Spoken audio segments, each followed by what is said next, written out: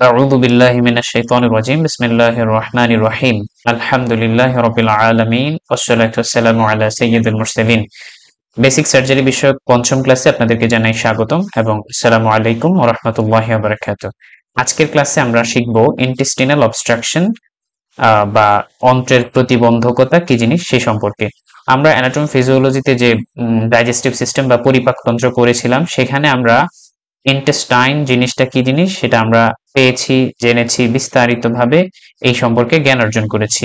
তো ডাইজেস্টিভ সিস্টেমের মাধ্যমে আমরা যে খাদ্য এবং পানাহার পানীয় সেবন করার পর সেটা থেকে পুষ্টি উপাদান আমাদের শরীরে শোষিত হয় এবং পরিশেষে মল আমাদের শরীর থেকে বের হয়ে যায় স্টুল আকারে। তো তো এই যে স্টুল বা মল বের হয়ে যাচ্ছে যে তন্ত্র বা যে নালীর মধ্য দিয়ে, সেটাকে অন্ত্র বলা হয় অথবা ইন্টেস্টাইন বলা হয়।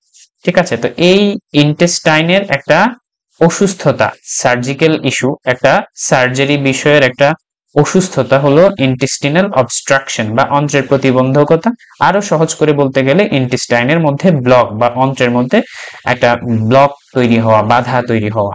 আজকের ক্লাসে আমরা জানবো এই বাধা বা ইন্টেস্টিনাল অবস্ট্রাকশন কি জিনিস, কেন এটা হয়, কিভাবে হয়, কখন হয়, এবং এটা হলে আপনাদের ক্লিনিক্যাল ফিচার্স বা সাইন সিমটমস কি আসবে, পেশেন্ট এসে আপনাদের কাছে কি বলবে, কিভাবে মোটামুটি কনফার্ম করবেন এটা ইন্টেস্টিনাল অবস্ট্রাকশন, এবং as a primary health care provider আপনার করণীয় কি এই ইন্টেস্টিনাল অবস্ট্রাকশনের পেশেন্টের ক্ষেত্রে। ঠিক আছে, এবং আরেকটা বড় জিনিস, আমাদের যে ইন্ট্রা অ্যাবডোমিনাল কন্টেন্ট বা পেটের ভিতরে যতগুলো অর্গান, অনেকগুলো অর্গান তাই না, এখন পেটে ব্যথার কারণ, একটা অন্যতম পেটে ব্যথার কারণ হলো এই ইন্টেস্টিনাল অবস্ট্রাকশন। তো আমরা কিন্তু অনেক সময় পেটে ব্যথা নিয়ে আসলেই মানে বিভিন্ন ধরনের ঔষধ দিয়ে দেই, বোঝার চেষ্টা করি না যে কেন পেটে ব্যথাটা হচ্ছে। তো পেটে ব্যথার অসংখ্য কারণের মধ্যে ইন্টেস্টিনাল অবস্ট্রাকশন একটা অন্যতম কারণ। একই সাথে পায়খানা বন্ধ হয়ে যাওয়া কিংবা পায়ুপথে যে বায়ু বাতাস রয়েছে সেটা যদি বন্ধ হয়ে যাওয়া, সেটারও একটা অন্যতম কারণ হচ্ছে এই ইন্টেস্টিনাল অবস্ট্রাকশন। তো আজকের ক্লাসে আমরা এই বিষয়গুলো খুঁটিনাটি জানার চেষ্টা করব। প্রথমেই আমরা দেখি what is intestinal obstruction. Intestinal অবস্ট্রাকশনের যে সংজ্ঞা বা ডেফিনেশন সেটা কি, এটা আমরা একটু দেখি। এখানে বলা হচ্ছে এ partial or complete block of the small or large intestine that keep food, liquid, gases and stool from moving through the intestine in a normal way. এর মানে কি? এর মানে বলা হচ্ছে যে এই অন্ত্রের যে প্রতিবন্ধকতা, এটা হলো ক্ষুদ্র বা বৃহদান্ত্রের এমন এক ধরনের বাধা বা প্রতিবন্ধকতা বা এমন এক ধরনের ব্লক, যার ফলশ্রুতিতে আমরা যে পানাহার করি, যে সেখানে খাবার, খাদ্য, তরল এবং বায়ু সহ যে আমাদের মল রয়েছে সেগুলো মুভ করতে পারে না স্বাভাবিক উপায়ে, স্বাভাবিক ভাবে এগুলো ওর মধ্য দিয়ে মুভ করতে পারে না। তো স্বাভাবিকভাবে মুভ করতে পারা বলতে বোঝানো হচ্ছে যে স্বাভাবিকভাবে যেটুকু হতো কমপ্লিটলি, যে বায়ু, খাদ্য, তরল এবং যে স্টুলগুলো স্বাভাবিকভাবে পাস হতো, সেখানে আংশিকভাবে বা কমপ্লিটলি তার কাজটা, ফাংশনটা ব্যাহত হচ্ছে, মানে এটা ব্লক হয়ে হয় আংশিকভাবে আর না হয় পুরোপুরি ভাবে আটকে যাবে। ঠিক আছে, এর মানে হচ্ছে এরকম। তাহলে ইন্টেস্টিনাল অবস্ট্রাকশন, এই অবস্ট্রাকশন মানে ব্লক, এইটা মনে রাখবেন। অবস্ট্রাকশন মানে ব্লক বা প্রতিবন্ধকতা বা বাধা। ঠিক আছে, অবস্ট্রাকশন মানে, তো এখানে অবস্ট্রাকশন মানে ব্লক। তো অবস্ট্রাকশনটা কোথায় হয়ে থাকে সচরাচর? এটাই তো আমরা বলছি তাই না, যে এটা ইন্টেস্টাইনের মধ্যে হয়ে থাকে। এখন ইন্টেস্টাইন বলতে কি বোঝানো হচ্ছে? স্মল ইন্টেস্টাইন এবং লার্জ ইন্টেস্টাইন। এই স্মল ইন্টেস্টাইনের মধ্যে আছে ডিউডেনাম, জেজুনাম, আইলিয়াম, এবং লার্জ ইন্টেস্টাইনের মধ্যে আছে ascending colon, descending colon, transverse colon, sigmoid colon এবং রেকটাম। অর্থাৎ এই যে চিত্র দেখতে পাচ্ছেন, আমাদের অন্ত্রগুলো, আমাদের অ্যাবডোমেনের ভিতরে ডাইজেস্টিভ সিস্টেমের একটা বড় পার্ট। এই ডাইজেস্টিভ সিস্টেমের বড় পার্ট গুলোর মধ্যে যে ইন্টেস্টাইন গুলো দেখা যাচ্ছে, ইন্টেস্টাইন প্রধানত দুই ধরনের, একটা হচ্ছে স্মল ইন্টেস্টাইন এবং লার্জ ইন্টেস্টাইন। এই ক্ষুদ্র ক্ষুদ্র চিকন চিকন প্যাঁচানো মাঝখানের এগুলো স্মল ইন্টেস্টাইন। এটার আবার তিন ধরনের আছে, তিনটা পার্টে বিভক্ত। প্রথমগুলোকে ডিউডেনাম, তারপরে ধাপকে জেজুনাম, তারপরে ধাপকে আইলিয়াম, তারপরেই যে লার্জ ইন্টেস্টাইন ডান থেকে উপরের দিকে উঠে বামে গেল, বাম থেকে নিচের দিকে নামলো, এগুলো হচ্ছে লার্জ ইন্টেস্টাইন। এগুলোর একটা এক নাম আছে। তো যেই কোনো লেভেলেই কি হতে পারে, এই অবস্ট্রাকশনটা হইতে পারে। ঠিক আছে, তাহলে এই যে ছবিতে আমরা দেখতে পাচ্ছি অ্যাবডোমেনের ভিতরে অনেকগুলো কন্টেন্ট, তাই না? লিভার, গল ব্লাডার, স্টোমাক, হ্যাঁ, স্মল ইন্টেস্টাইন, লার্জ ইন্টেস্টাইন, এরপরে থাকে কিডনি, থাকে প্যানক্রিয়াস, থাকে স্প্লিন, তাই না? থাকে সুপ্রারেনাল গ্ল্যান্ড, থাকে ইউরিনারি ব্লাডার, অনেক কিছু, অনেক ব্লাড ভেসেল। তার মানে এই যে অনেকগুলো অর্গান মিলে আমাদের অ্যাবডোমেনের ভিতরটা গঠিত। এখন এই যে পেটে ব্যথা হয়, পেশেন্ট যখন পেটে ব্যথা নিয়ে আসে, কত একটা বাস্ট প্রশ্ন, পেটে ব্যথা, এই পেটে ব্যথার কারণ খুঁজে বের করা একটা বাস্ট টাস্ক, একটা বড় ধরনের কাজ, একটা বড় ধরনের কাজ। এখানে পর্যাপ্ত জ্ঞান না থাকলে কিন্তু আপনি পেটে ব্যথার কারণ খুঁজে বের করতে পারবেন না। এখানে যদি এইটুকু নলেজ গ্যাদার করেন যে পেটে ব্যথা হলে একটা অ্যালজিন ট্যাবলেট খাওয়াই দিলে চলবে, একটা নসপা ট্যাবলেট খাওয়াই দিলে চলবে, এই নলেজটা অ্যাকচুয়ালি ঠিক না। এখন আধুনিক যুগ, এখন আপনার জন্য এডুকেশন, জ্ঞান, প্ল্যাটফর্ম সবকিছু ওপেন, এবং সাধারণ মানুষজন অনেক শিক্ষিত হয়, যিনি মানে মেডিকেল পার্সোনাল না তারপরেও সে অনেক শিক্ষিত হয়। এগুলো সম্পর্কে যেহেতু অ্যাভেলেবেল নলেজ সব জায়গায় এখন ওপেন, তার মানে সে এটা খুব সহজে না জানলেও জেনে নিতে পারে। এটা কম্প্রিহেন্সিভ, মেডিকেল নলেজ এখন অনেক কম্প্রিহেন্সিভ। তাহলে আপনি যদি প্রপারলি এই অ্যাবডোমিনাল পেইনের কজটা ঠিকমতো ডায়াগনোস করতে না পারেন, তাহলে কিন্তু আপনি সঠিক চিকিৎসা বা স্বাস্থ্য পরামর্শ আপনি পেশেন্টটাকে দিতে পারবেন। তাহলে এই ইন্টেস্টাইনাল অবস্ট্রাকশন কিন্তু একটা অন্যতম কারণ পেটে ব্যথার, এবং সার্জারির একটা বড় কেস। এখানে সার্জারির একটা বড় কেস, এবং এটা যদি তৎক্ষণাৎ সমাধান না করা হয়, তৎক্ষণাৎ সমাধান না হলে ইন্টেস্টাইনের মধ্যে যে আর্টারি সাপ্লাই গুলো, ভেইন সাপ্লাই গুলো, ব্লাড সাপ্লাইয়ের যে ভেসেলস গুলো আছে, মেসেন্ট্রিক ভাস্কুলার, ওখানে অক্লুশন বা ব্লক তৈরি হয়ে ইন্টেস্টাইন যে বাঁচায় রাখবে, ইন্টেস্টাইনও তো একটা টিস্যু, একটা সেল, তাই না? এগুলোকে বাঁচায় রাখার জন্য অক্সিজেন প্রয়োজন হয়। তো যখন ওগুলোতে ব্লাড পৌঁছাইতে পারবে না, তখন কিন্তু আলটিমেটলি ওখানে নেক্রোসিস হবে, ওখানে ডেথ হবে, মানে ইন্টেস্টাইন ডেথ হয়ে যাবে, এখানে পারপুরেশন, ছিদ্র তৈরি হয়ে যেতে পারে, অনেক বড় বড় সমস্যা, ইভেন তো ডেথ হয়ে যেতে পারে। এই জন্য এই ইন্টেস্টাইনাল অবস্ট্রাকশন একটা অতি গুরুত্বপূর্ণ একটা টপিক। ঠিক আছে, তো এই ইন্টেস্টাইনাল অবস্ট্রাকশনটা আমরা যেটা বললাম, এই লার্জ ইন্টেস্টাইন, স্মল ইন্টেস্টাইনের যে কোনো লেভেলে হতে পারে। ঠিক আছে, এবার আসেন যে ইন্টেস্টিনাল অবস্ট্রাকশন বা অন্ত্রের প্রতিবন্ধকতার যখন তৈরি হয়, তখন সার্জনগণ, যারা সার্জন বা সার্জারি বিশেষজ্ঞ, তারা হচ্ছে এটাকে ক্লাসিফাই করে, এটা কোন ধরনের ইন্টেস্টিনাল অবস্ট্রাকশন।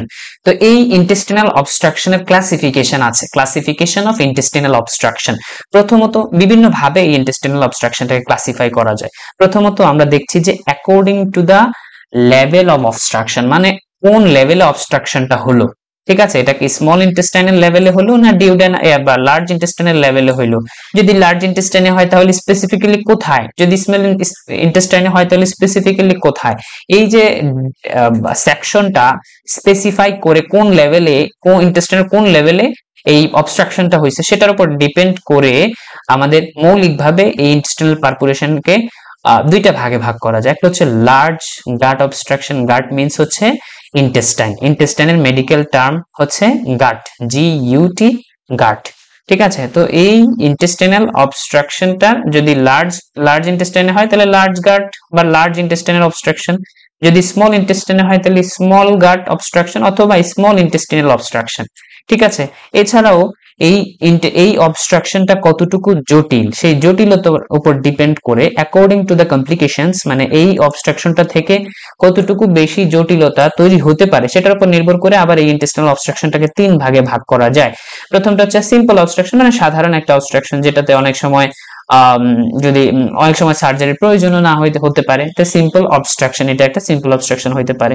আবার এটা স্ট্র্যাঙ্গুলেটেড অবস্ট্রাকশন হইতে পারে। ঠিক আছে, স্ট্র্যাঙ্গুলেটেড অথবা স্ট্র্যাঙ্গুলেটেড মানে হচ্ছে এই স্ট্র্যাঙ্গুলেটেড মানে পেঁচানো, অনেক বেশি, হ্যাঁ অনেক বেশি আঁটোসাঁটো অবস্থা, মানে খুব বাজে অবস্থা, মানে এটা একটা যে প্রকার, কমপ্লিকেশনস এর উপর ভিত্তি করে এটা একটা ইন্টেস্টিনাল অবস্ট্রাকশনের প্রকার, যেটাকে বলা হয় স্ট্র্যাঙ্গুলেটেড অবস্ট্রাকশন।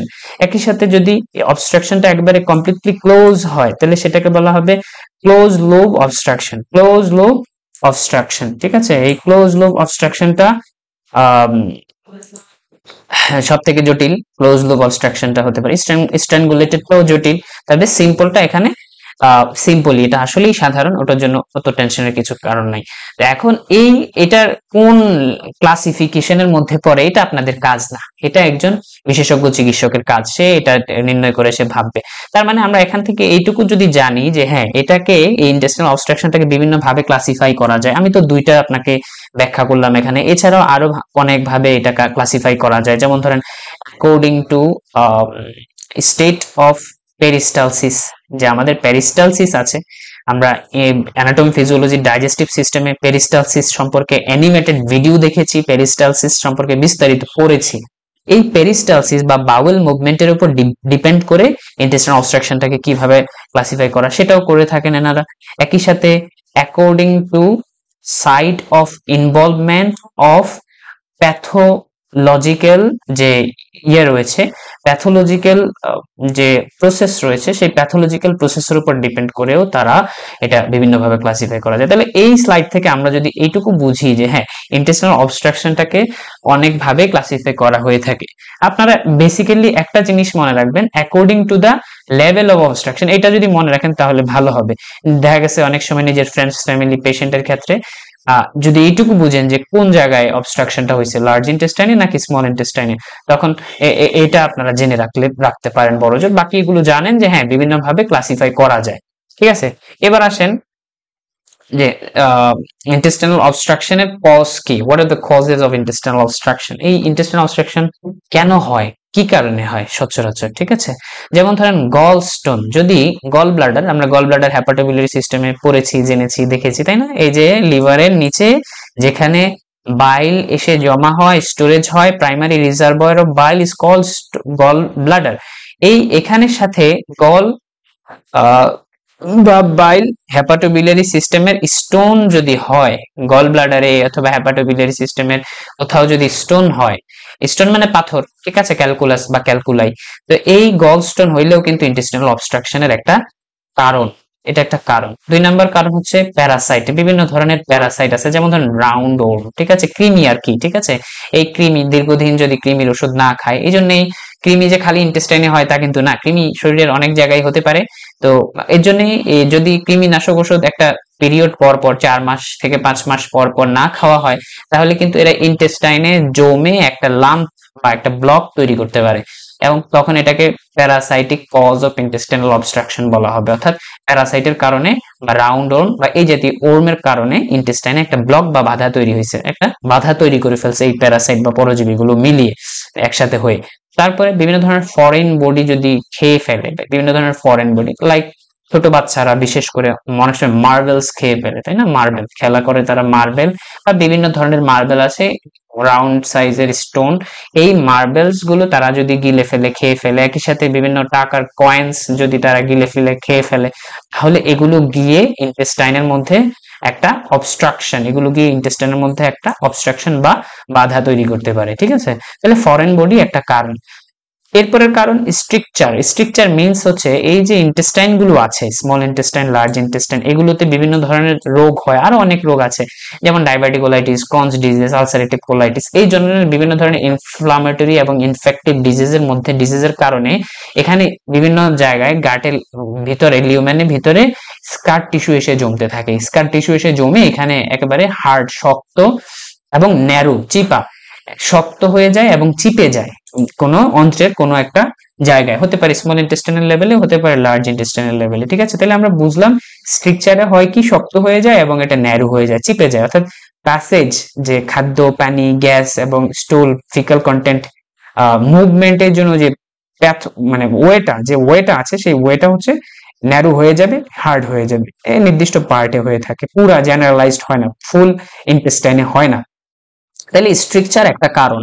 ডাইভার্টিকুলাইটিস নামে ডাইভার্টিকুলামে যদি ইনফ্লামেশন হয়, সেটা একটা কারণ এই ইন্টেস্টাইনাল অবস্ট্রাকশনের। ঠিক আছে, ডাইভার্টিকুলাইটিস। এরপরে enlarge lymph node. Enlarge lymph node মানে হচ্ছে ইন্টেস্টাইনের মধ্যে অনেক লিম্ফ নোড আছে, ইন্টারনাল লিউমেনে ভিতরের গাত্রে বিভিন্ন ধরনের লিম্ফ নোড আছে, এই লিম্ফ নোড গুলো যদি ফুলে যায়, তাহলে ফুলে গেলে স্বাভাবিকভাবেই ওখানে বিভিন্ন লিম্ফ নোড ফুলে যায় অথবা পলিপস হয়, হলে ওগুলো কি হয়, অবস্ট্রাক্টেড হয়ে যায়, বন্ধ হয়ে যায়, ন্যারো হয়ে যায়, পার্শিয়ালি অর কমপ্লিটলি ব্লকেজ হয়ে যায়। তারপরে প্যারালাইটিক আইলিয়াস নামে একটা জিনিস আছে, অর্থাৎ আইলিয়ামের প্যারালাইসিস। প্যারালাইটিক মানে হচ্ছে প্যারালাইসিস, আর আইলিয়াস মানে হচ্ছে আইলিয়াম। এই প্যারালাইসিস যখন হয় তখনও কিন্তু একটা অপশন, প্যারালাইসিস মানে এখানে পেরিস্টালসিস অ্যাবসেন্ট, আর যেখানে পেরিস্টালসিস থাকবে না এটা তো খাদ্যটা নিচের দিকে আসতে পারবে না। পেরিস্টালসিস মানে হচ্ছে একটা wave like vibration of intestine, এটা কি করে ভাইব্রেট করতে করতে ঢালাই মেশিন যেরকম ঢালাই মশলাগুলো গুলতে থাকে, ঠিক এরকম এই ইন্টেস্টাইন ওয়েভ লাইক একটা তরঙ্গের মতো, পানির তরঙ্গের মতো ভাইব্রেট হয়ে হয়ে আমাদের এই খাবারগুলোকে ডাউনওয়ার্ড পরিচালিত করে, নিচের দিকে ড্রাইভ করে। তো যখন আইলিয়ামের মধ্যে এই প্যারালাইসিস হয়, তো আমাদের স্টপ প্যারালাইজড, তখন কি হবে, ওখানে একটা অবস্ট্রাকশন তৈরি হবে। এটা বিভিন্ন কারণে হতে পারে, বিভিন্ন ইনফেক্টিভ কজ, ইনফ্লামেটরি কজের কারণে হতে পারে, এছাড়া বিভিন্ন ওষুধের সাইড ইফেক্টের কারণে হতে পারে। যেমন ধরেন ইমোটিল, একটা বাজারের ব্র্যান্ড নেমই বললাম, ইমোটিল ট্যাবলেটটা তো বহুল প্রচলিত, তাই না? মানুষ পাতলা পায়খানা নিয়ে আসলে ফার্মেসি ওয়ালারা, কেমিস্ট ওয়ালারা, পল্লী চিকিৎসকরা কি করে, একটা ইমোটিল ট্যাবলেট দিয়ে দেয়, তাই না? কিন্তু যদি সেটা ডিসেন্ট্রি হয়ে থাকে, ওয়াটারি ডায়রিয়া না হয় বা পারসিস্টেন্ট ওয়াটারি ডায়রিয়া না হয়, তখন যদি আপনি ইমোটিল দেন তাহলে কিন্তু এই প্যারালাইটিক আইলিয়াস হতে পারে ওষুধের সাইড ইফেক্টের কারণে, তাই না? মানে অনেক কারণেই প্যারালাইটিক আইলিয়াস হতে পারে। এছাড়া মেসেন্ট্রিক ভাস্কুলার অক্লুশন, মেসেন্ট্রিক মানে এক ধরনের ভেসেল, ভাস্কুলার ভেসেলের নাম, রক্তনালীর নাম। সুপেরিয়র এই মেসেন্ট্রিক আর্টারিগুলো আমাদের ইন্টেস্টাইনকে ব্লাড সাপ্লাই দেয়। এই ইন্টেস্টাইনকে তো নিজে বাঁচায় রাখতে হবে, তাই না? প্রথমত এই ইন্টেস্টাইন অনেক কাজ করে, অনেক ফাংশন করে, বুঝতে পারছি, এটা পেরিস্টালসিস করে, খাবারকে অ্যাবজর্ব করে, অনেক ফাংশন তার। একই সাথে এই ফাংশন সে যে দিচ্ছে, সে কি নিজে থেকে শক্তি পায়? তাকে তো আগে জীবিত রাখতে হবে, তাই না? এখন এই জীবিত রাখার জন্য তো অত্যাবশ্যকীয় হচ্ছে কি, অক্সিজেন এবং পুষ্টি। এবং এই অক্সিজেন এবং পুষ্টিটা তার মধ্যে যায় কার মাধ্যমে? ব্লাড ভেসেলের মধ্যে দিয়ে, রক্তের মাধ্যমে। এখন যদি কোনো কারণে রক্ত নালী, যেই রাস্তা দিয়ে এগুলোতে রক্ত আসে এবং এগুলোকে জীবিত রাখে, সেই রাস্তায় যদি ব্লক তৈরি হয়, অক্লুশন মানে ব্লক, কোনো বাধা তৈরি হয়, তখন কি হবে? আস্তে আস্তে ওই যেই জায়গাতে সাপ্লাই বন্ধ হয়ে গেছে ব্লাড, সেই জায়গাতে কি হবে, একটা নেক্রোসিস বা ডেথ প্রসেস শুরু হয়ে যাবে, ডাইং প্রসেস, মৃত্যুর একটা প্রক্রিয়া শুরু হয়ে যাবে। মানে ওখানকার মাসেল, লোকালি যেই ইন্টেস্টাইন বা পার্ট অফ ইন্টেস্টাইনের মধ্যে কি হচ্ছে, ব্লাড ঠিকমতো সাপ্লাইড হচ্ছে না, সেটা কি হবে, আস্তে আস্তে নেক্রোটাইজ হইতে থাকবে, ডাইং হইতে থাকবে, ডেথ হইতে থাকবে, অর্থাৎ সে মারা যেতে থাকবে। তারপর এখানে অনেক ঘটনা ঘটতে পারে, ইনফেকশন হইতে পারে, পারপুরেশন, ছিদ্র হয়ে যেতে পারে, এরকম বিভিন্ন জিনিস হয়ে কমপ্লিকেটেড হইতে পারে। তাহলে মেসেন্ট্রিক ভাস্কুলার অক্লুশন, বাধা, অ্যাম্বুলিজম বা এই ধরনের বিভিন্ন রক্ত রোগ আছে, ঠিক আছে, রক্তনালীর ব্লকেজ হতে পারে, সেই কারণেও এরকম ইন্টেস্টাইনাল অবস্ট্রাকশন হতে পারে। এছাড়া সিওডো অবস্ট্রাকশন বলে একটা কথা আছে। সিওডো মিন্স হচ্ছে ফলস, বা এটা জেনুইন না। সিওডো মিন্স হচ্ছে ফলস। তো সিওডো অবস্ট্রাকশন মানে ফলস অবস্ট্রাকশন, মানে ইন্টারনালি কোনো ধরনের ফিজিক্যাল কজ নাই, ইন্টারনালি ইন্টেস্টাইনের ভিতরে, যে অ্যাবডোমেনের ভিতরে কোনো ধরনের ফিজিক্যাল কজ নাই, এই অবস্ট্রাকশন মানে অ্যাকচুয়ালি কোনো ধরনের অবস্ট্রাকশন নাই, তারপরেও অবস্ট্রাকশনের যে সাইন সিমটমস, যে পেশেন্টের সাফারিং, এগুলো সে ফেস করতেছে, ঠিক আছে? এটাও একটা কারণ, সিউডো অবস্ট্রাকশন। এছাড়া ম্যালিগন্যান্সি অফ ইন্টেস্টাইন বা ক্যান্সার, এই ইন্টেস্টাইন বা অন্ত্রের যে কোনো পার্টে যদি ক্যান্সার হয়, সেই ক্যান্সার থেকেও কিন্তু এখানে অবস্ট্রাকশন তৈরি হয়ে যেতে পারে, ঠিক আছে? তাইলে এগুলো হচ্ছে একটা অল্প কয়েকটা কারণ, আর এছাড়াও আরো অসংখ্য কারণ আছে। এই কয়েকটা আপনারা জেনে রাখলেই চলবে। এই কয়েকটা কারণে সচরাচর ইন্টেস্টাইনের মধ্যে অবস্ট্রাকশন বা প্রতিবন্ধকতা বা বাধা তৈরি হয় বা সৃষ্টি হয়। এখন common site of intestinal obstruction, একেবারেই সহজ। ইন্টেস্টাইন মানে অন্ত্র, অবস্ট্রাকশন মানে বাধা, আর অন্ত্র মানে স্মল ইন্টেস্টাইন, লার্জ ইন্টেস্টাইন, এটা একটু আমরা দেখছি। অর্থাৎ যে কোনো জায়গায় এই লার্জ ইন্টেস্টাইন অথবা স্মল ইন্টেস্টাইনের যে কোনো পার্টে এই অবস্ট্রাকশন হতে পারে, এটাই কমন সাইট, বা সচরাচর কোন সাইটে হয়, কোন দিকে হয়, কোন পার্টে হয়, ঠিক আছে? এছাড়া এবার আমরা দেখবো clinical feature. What are the clinical feature, বা একটা পেশেন্ট যখন ক্লিনিকে আসবে, ডক্টরের কাছে আসবে, হসপিটালে আসবে, চেম্বারে আসবে, তখন সে কি বৈশিষ্ট্য নিয়ে আসবে, ক্লিনিক্যালি সে অসুস্থ হয়ে কি বৈশিষ্ট্য নিয়ে আসবে? প্রথমত হচ্ছে সিমটমস। যেমন ধরেন এর মধ্যে আছে কি, সিমটমস এবং সাইন। এই ক্লিনিক্যাল ফিচারটাকে দুইটা ভাগে ভাগ করা হয়, একটা হচ্ছে সিমটমস, একটা হচ্ছে সাইন। সিমটমস মানে পেশেন্ট এসে যেটা বলবে, আর সাইন মানে যেটা আমরা খুঁজে বের করব, ঠিক আছে? এটা আমরা আগের ক্লাসে বলছি। সিমটমস মানে পেশেন্ট এসে তার সাফারিং বা তার ভোগান্তি, সে যেটা বলতেছে যে আমার এই প্রবলেম, সেটা হচ্ছে সিমটমস। আর সাইন মানে হচ্ছে যে আমরা পরীক্ষা নিরীক্ষা করলে, আপনি পরীক্ষা নিরীক্ষা করে কি পেলেন সেটা হচ্ছে সাইন। তো সিমটমস এর মধ্যে কি কি আছে? সিমটমস এর মধ্যে প্রথমত আছে হচ্ছে কলিকি অ্যাবডোমিনাল পেইন। এই কলিকি শব্দটা আপনারা মনে রাখবেন সারা জীবনের জন্য। কলিকি, কলিকি অ্যাবডোমিনাল পেইন। অ্যাবডোমিনাল পেইন বা পেটে ব্যথার অনেকগুলো প্রকার আছে, অনেকগুলো প্রকার বলতে কমন কয়েকটা প্রকার। তো এর মধ্যে কলিকি অ্যাবডোমিনাল পেইন একটা প্রকার, ঠিক আছে। শুল বেদনা, পেটে মোচড় দিয়ে তীব্র ব্যথা হয়, শুল বেদনা আর কি, পেটের শুল বেদনা, কলিকি অ্যাবডোমিনাল পেইন। তার মানে তার পেটে একটা কলিকি অ্যাবডোমিনাল পেইন হবে, এবং এই ব্যথাটার পেটের কোন অঞ্চলে হবে, সাইট, কমন সাইট কোথায় হবে, এটা অ্যাকচুয়ালি ডিপেন্ড করবে কোন অংশে, ইন্টেস্টাইনের কোন অঞ্চলে, এটা কি লার্জ ইন্টেস্টাইনের ডান দিকে, বাম দিকে, না মাঝখানে, কোথায় অবস্ট্রাকশন, সেটার উপর ডিপেন্ড করে ব্যথাটার প্রেজেন্টেশন সাইট নির্ধারিত হবে, কোন সাইটে ব্যথা, ঠিক আছে। তো কমনলি সচরাচর দেখা যায় পেরি আম্বিলিকাস অথবা সুপ্রাপিউবিক রিজনে ব্যথাটা হয়। পেরি আম্বিলিকাস বলতে এই যে আমরা নাভির চারপাশে এই আম্বিলিক্যাল রিজন যেটা, এটাকে, এটার চারপাশ হলে এটাকে বলা হয় পেরিয়াম। পেরি মানে মেডিকেল প্রিফিক্স, চারপাশে, আম্বিলিকাস মানে নাভি, আম্বিলিকাস, হ্যাঁ, পেরি আম্বিলিক্যাল এই রিজনটাতে ব্যথা হইতে পারে। এছাড়া পিউবিক, আমাদের যে নিচের পিউবিক রিজনটা আছে, সেই পিউবিক রিজনের একটু উপরের দিকে সুপ্রাপিউবিক, সুপ্রা মিন্স উপরে, সুপ্রাপিউবিক রিজনেও ব্যথাটা হইতে পারে, ঠিক আছে। তাহলে এই ব্যথাটার লোকেশন ডিপেন্ড করবে কোন সাইডে ইফেক্টেড সেটার উপরে। তো কমনলি পেরিয়াম্বিলিকাস, নাভির চারপাশে, কিংবা এই সুপ্রাপিউবিকের উপরের দিকে, মানে পিউবিকের উপরের দিকে ব্যথাটা হতে পারে, ঠিক আছে। তৃতীয় লক্ষণ থাকবে, পেশেন্ট বলবে ডিস্টেনশন অফ অ্যাবডোমেন, পেট ফুলে আছে, পেট ফুলে আছে, যেহেতু স্বাভাবিকভাবে বায়ু, বাতাস, খাবার, পানীয় এগুলো ডাউনওয়ার্ড মুভ করতে পারতেছে না থ্রু ইন্টেস্টাইনের ভিতর দিয়ে, থ্রু ইন্টেস্টাইন, যার কারণে একটা ব্লক তৈরি হয়ে উপরের দিকে এগুলো কি করতে থাকবে, জমতে থাকবে, আর অ্যাবডোমেনটা ডিস্টেনশন হইতে থাকবে, ডিস্ট্যান্ট হইতে থাকবে। এখন অ্যাবডোমেন ডিস্টেন্স হইতে হইতে একটা সময় কি হবে, তার বমি শুরু হবে, তার মানে ভমিটিংও থাকবে, রোগীর ভমিটিংও হবে, বমি হইতে পারে, এবং বমির কালার হলুদ হইতে পারে, সবুজ হইতে পারে, এবং একবারে ফিক্যাল কন্টেন্টের মতো বমি হইতে পারে, এরকম আর কি, খুব তীব্র দুর্গন্ধযুক্ত বমি হইতে পারে, আর ভমিটিং থাকবে, বা আগে আর পরে একেবারে ইনিশিয়ালি বমিটা ধরেই শুরু হবে না, একটু শেষের দিকে বমিটা শুরু হতে পারে, ঠিক আছে, তবে বমি থাকবে। পাশাপাশি আর কি থাকবে, তারপর এটাকে বলা হচ্ছে maybe absolute constipation. Absolute constipation মানে হচ্ছে, একটা তো কনস্টিপেশন কোষ্ঠকাঠিন্য, আর অ্যাবসুলেট কনস্টিপেশন মানে কমপ্লিটলি সে ফেইলিওরের একটা হিস্ট্রি দিবে। কিসের failure? Failure of passage of flatus or faeces, ঠিক আছে। ফ্লাটুস মানে ফ্লাটুলেন্স, মানে বায়ু, বাতাস কমপ্লিটলি বের হচ্ছে না, এবং অথবা তার ফিক্যাল কন্টেন্টও কমপ্লিটলি বের হচ্ছে না, ঠিক আছে, ফিক্যাল কন্টেন্ট বের হচ্ছে না, এবং পাশাপাশি একই সাথে দুইটাই থাকতে পারে। অনেক সময় পায়খানা হচ্ছে না, বায়ু বাতাস বের হচ্ছে হালকা হালকা, আবার অনেক সময় দেখা গেছে দুইটাই আছে, এরকম, এটাকে বলা হয় অ্যাবসোলিউট কনস্টিপেশন। তাহলে এই সিমটমস গুলো পেশেন্ট এসে আপনার কাছে বলবে। এবার আপনি তাকে পরীক্ষা নিরীক্ষা করে কি পাবেন? প্রথমেই যখন তাকে পরীক্ষা করবেন, সাইন অফ ডিহাইড্রেশন, ডিহাইড্রেশনের সাইন যখন আপনারা দেখবেন, আমরা ডায়রিয়া যখন পড়াবো সেখানে আমরা সাইন অফ ডিহাইড্রেশন পড়বো, কিভাবে সাইন দেখতে হয় ডিহাইড্রেশনের, ঠিক আছে। সেই সাইন গুলো পর্যবেক্ষণ করে আপনারা দেখবেন যে আসলে তার পানি শূন্যতার লক্ষণ আছে। হ্যাঁ, skin pinch back go slowly, না রেপিডলি, নাকি ভেরি স্লোলি।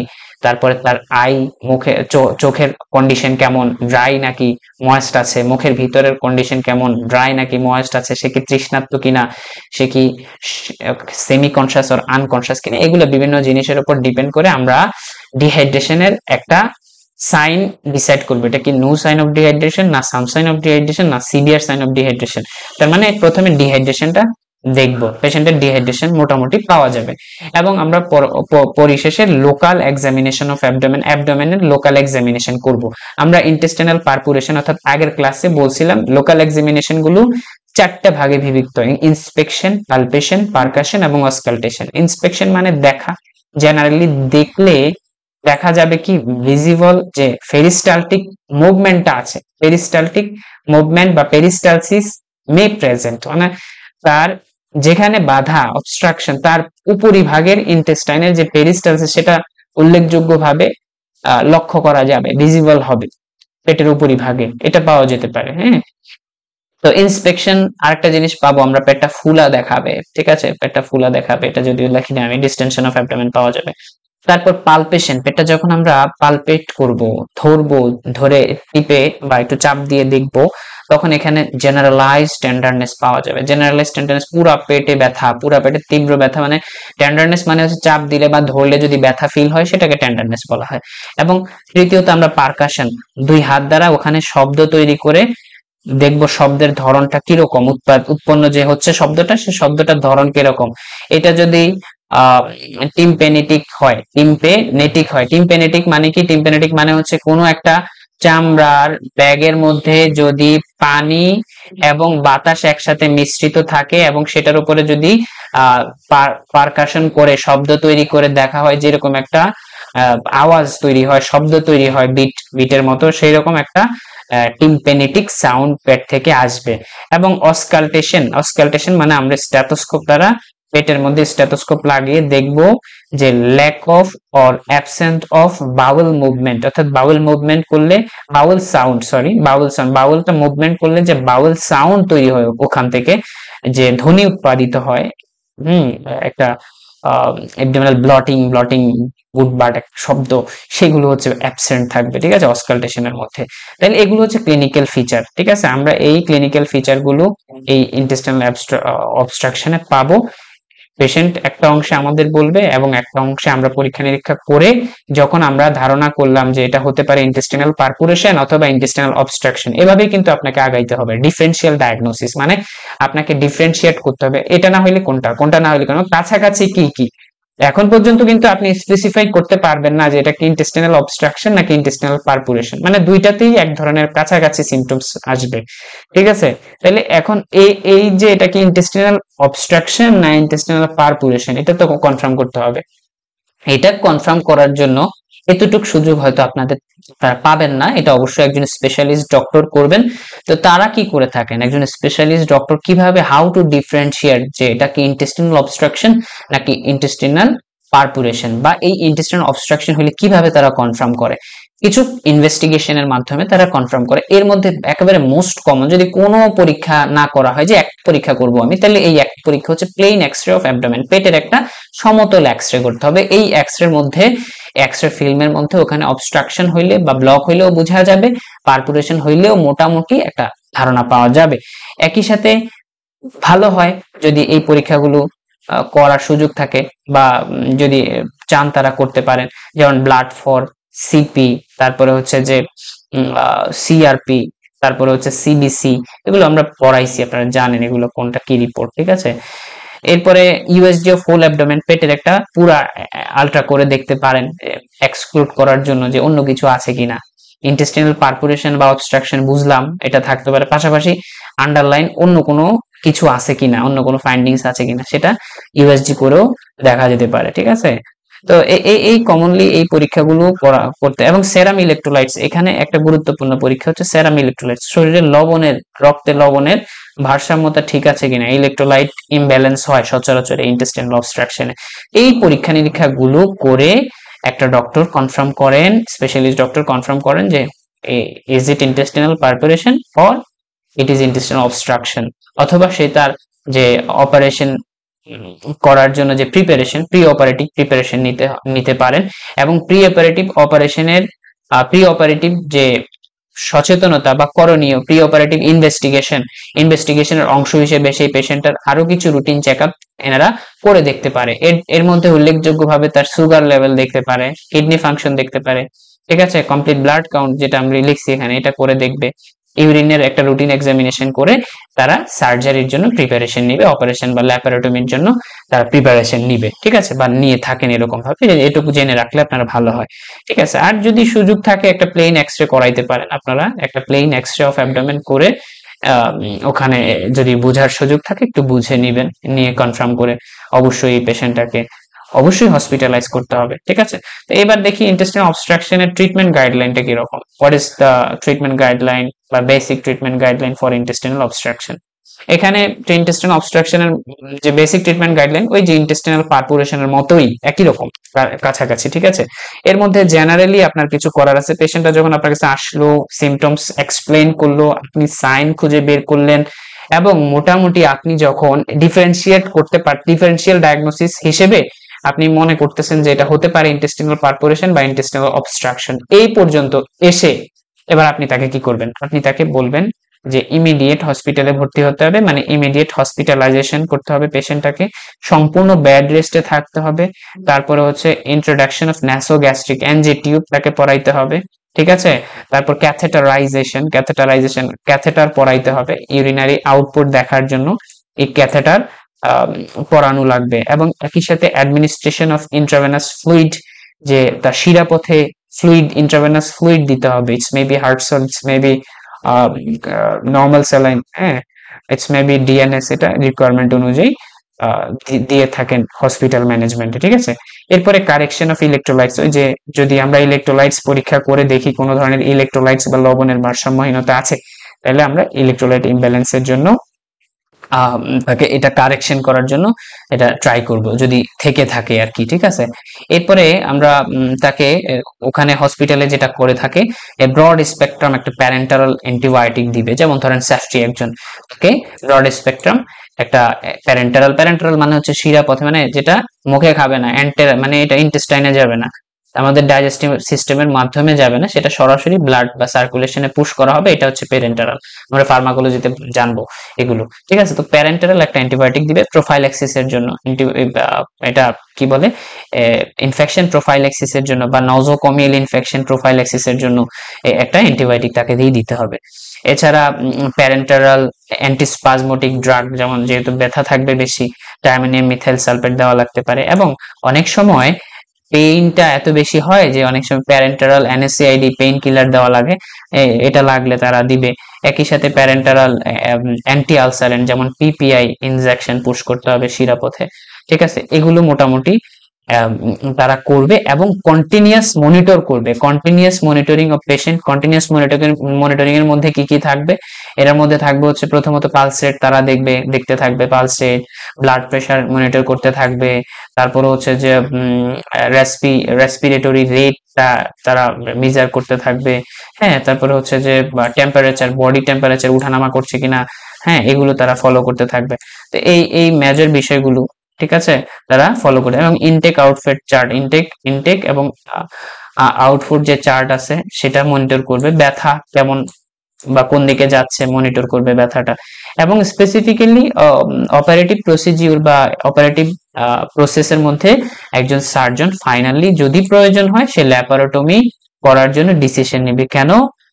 কারণ হচ্ছে relief of obstruction followed by a laparotomy, মানে হচ্ছে এই যে অবস্ট্রাকশন বা বাধা বা প্রতিবন্ধকতা ব্লক যেটা তৈরি হয়েছে সেটা মুক্ত করার জন্য, রিলিফ করার জন্য, সেটা ছুটানোর জন্য সে ল্যাপারোটমি মানে অ্যাবডোমেন কে কেটে, এটা হতে পারে বিভিন্ন টেকনোলজির মাধ্যমে, ল্যাপারোস্কোপের মাধ্যমে অথবা সরাসরি ওপেন করে, যে কোনো ভাবে এটা সার্জন ডিসিশন নেবে। মানে এখানে আলটিমেটলি অপারেশন করতেই হবে মোটামুটি, যদি সেটা সিড অবস্ট্রাকশন অথবা অন্য নর্মাল কোনো অবস্ট্রাকশন, সিম্পল অবস্ট্রাকশন না হয় তাহলে মোটামুটি এটা অবস্ট্রাকশন করতে হয়, ঠিক আছে।